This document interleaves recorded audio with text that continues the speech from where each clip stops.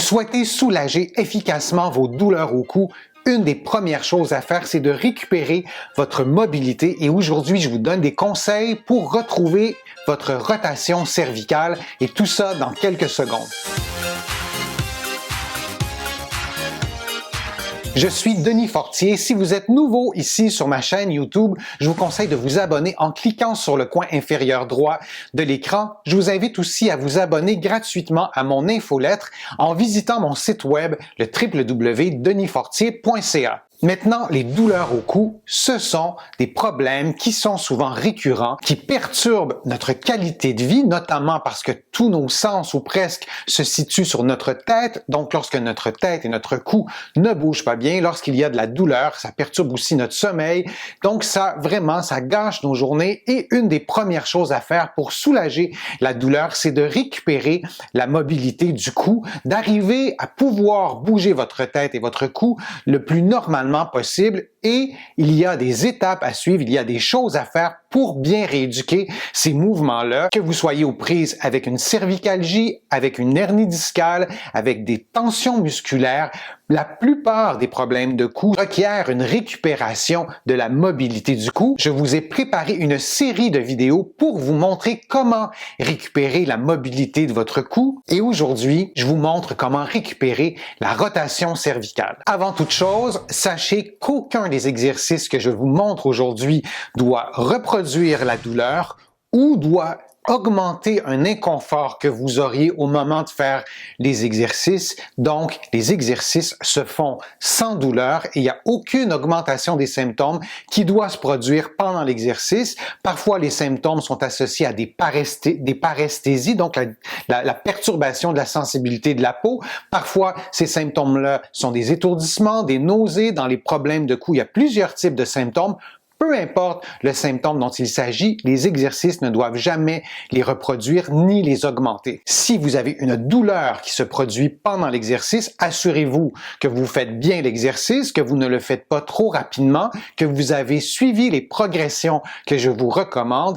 Et si cette douleur-là persiste malgré le fait que vous exécutiez l'exercice au meilleur de votre connaissance, moi je vous invite à consulter un professionnel de la rééducation qui va procéder à un examen clinique complet, qui va vous proposer probablement des exercices adaptés à votre condition et bien sûr aussi vous proposer une intervention thérapeutique pour vous aider à régler votre problème de cou. Tous les exercices que je vous donne aujourd'hui doivent être adaptés à votre condition physique. Vous devez donc adapter la vitesse des exercices, l'amplitude de mouvement. Vous n'arriverez probablement pas à faire exactement tous les exercices que je vous montre aujourd'hui du premier coup. Donc, adaptez l'amplitude de mouvement, la vitesse, la fréquence, le nombre de mouvements suggérés, le nombre de séries que je vais vous suggérer aussi. C'est à vous d'adapter chacun de ces paramètres-là. Et c'est fondamental pour avoir des exercices qui sont efficaces et au fil des jours, au fil des semaines, vous augmentez le niveau de difficulté pour assurer une progression constante. Et justement, parlant de paramètres, je vous recommande de faire chacun des mouvements environ 10 fois et vous faites 3 séries de 10 mouvements, sauf indication contraire.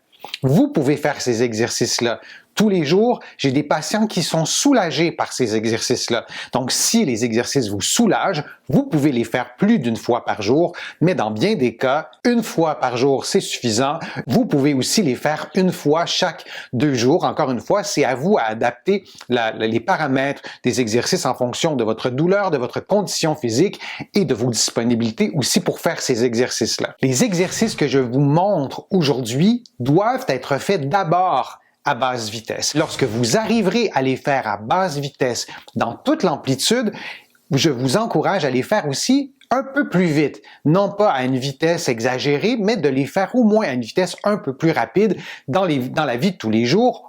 On va faire des mouvements à différentes vitesses. On va accélérer ou décélérer les mouvements de la tête durant la vie de tous les jours. Donc, il est important d'être capable de reproduire ces mouvements-là à différentes vitesses. Pour tous les exercices, vous allez les faire dans une position neutre, c'est-à-dire que votre tête, vos épaules et votre bassin doivent former une ligne droite. Si pour vous, c'est possible de le faire, vous exécutez les exercices dans cette position-là.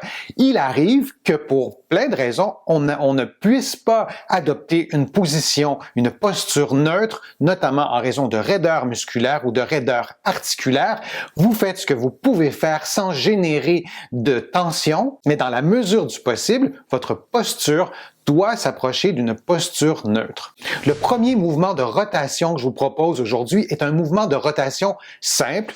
Vous allez vous asseoir sur une chaise en adoptant une posture neutre et vous allez tourner la tête tranquillement vers la droite, puis vers la gauche. Durant le mouvement, vous vous assurez de ne pas modifier votre posture, de ne pas courber les épaules, par exemple, et de maintenir votre regard horizontal. L'erreur que vous pourriez faire, c'est de pencher la tête. Donc, vous devez regarder devant vous. La deuxième erreur que mes patients vont parfois faire, c'est qu'ils vont tourner les épaules en même temps qu'ils vont tourner la tête, donc ils vont perdre de la rotation cervicale pour plutôt tourner le milieu du dos ou même le bas du dos. Il est essentiel d'immobiliser vos épaules pour faire la rotation. Encore une fois, vous pouvez faire ces exercices-là devant le miroir. Vous allez peut-être plus facilement observer les mouvements des épaules. Un truc que je peux vous donner, c'est de placer vos mains sur vos épaules en faisant le mouvement. Comme ça, peut-être que vous allez prendre conscience plus facilement que vos épaules tournent. Et en général, les épaules vont tourner lorsque vous arrivez au maximum de votre mobilité. Donc, si vous arrivez à tourner à 50% de votre mobilité, vous allez peut-être observer une rotation du tronc, une rotation des épaules à partir de cette proportion de mouvement-là, parce qu'il y aura peut-être une raideur, parce que vous appréhenderez peut-être de la douleur pour plusieurs raisons, mais il est bien important de ne pas tourner les épaules et de maintenir le regard horizontal. Une autre erreur que mes patients vont faire parfois lorsque le cou est raide, lorsque la rotation cervicale est difficile, c'est qu'ils vont tourner la tête et en fin de mouvement, ils vont tourner encore plus les yeux. On va voir le regard qui se déplace vraiment à l'extrémité gauche ou droite de l'œil. Donc, assurez-vous que le mouvement de rotation se fasse bien au niveau du cou et de la tête plutôt qu'un mouvement exagéré des yeux. Pour augmenter le niveau de difficulté, vous faites le même exercice, mais adossé au mur. Comme je vous l'expliquais, le mur va contrôler les compensations et ça sera un peu plus facile de ne pas bouger, de rester immobile pendant l'exercice. C'est le même exercice fait exactement de la même façon. Je vous ai déjà expliqué dans une précédente vidéo qu'il y a deux régions cervicales. En fait, il y a la région cervicale haute et la région cervicale basse, un peu comme si vous aviez deux coups, et ces deux régions cervicales-là ne bougent pas de la même façon.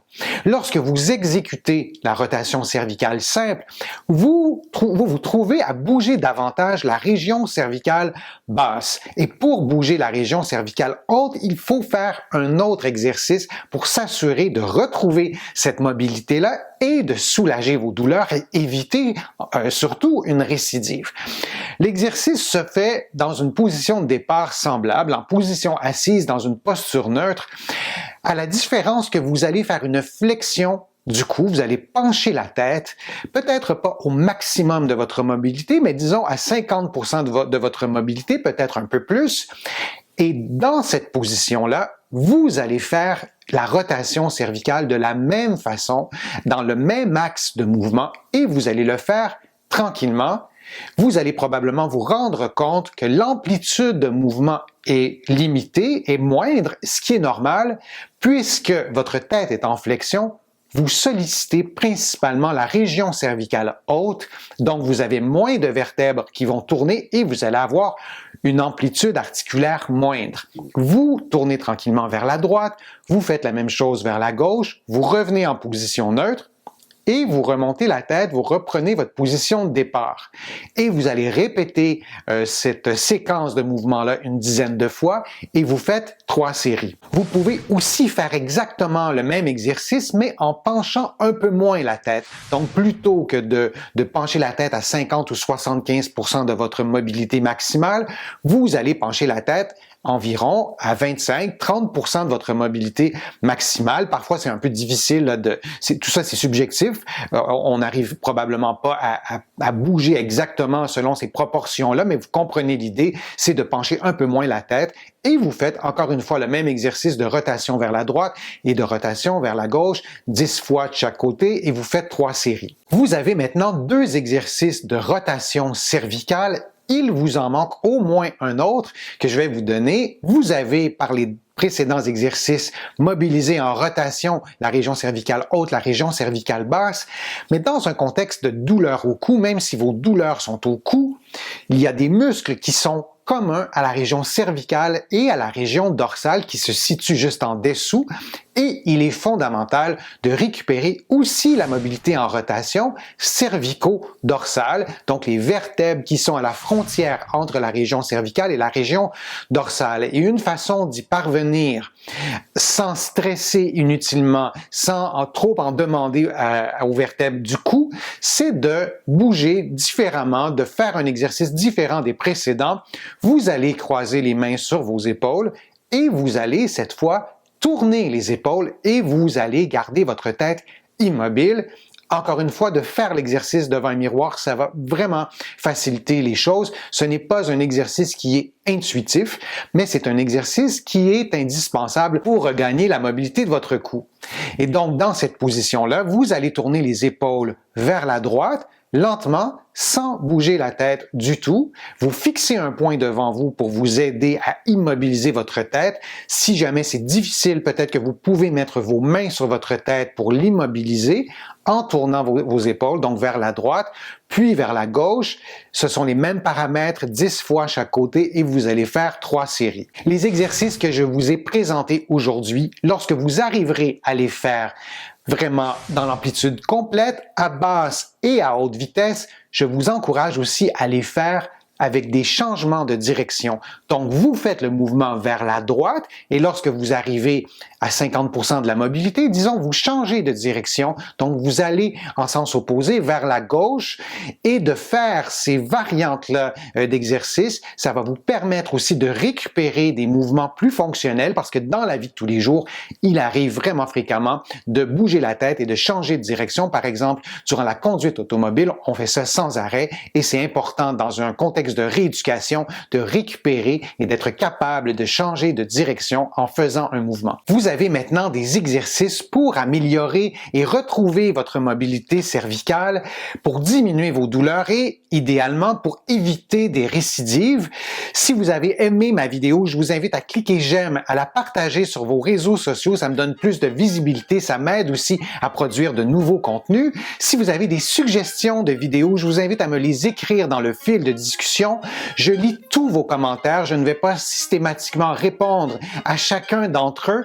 Je préfère répondre à vos commentaires dans de prochaines vidéos. Vous êtes plusieurs à m'avoir demandé du visuel, des éléments visuels pour compléter mes vidéos. Vous allez les trouver dans mes livres. Mes livres sont disponibles au Canada, en librairie et sur le web. J'ai le privilège d'être publié à travers le monde, notamment en France. Vous allez donc trouver mes livres en France, en librairie et sur le web.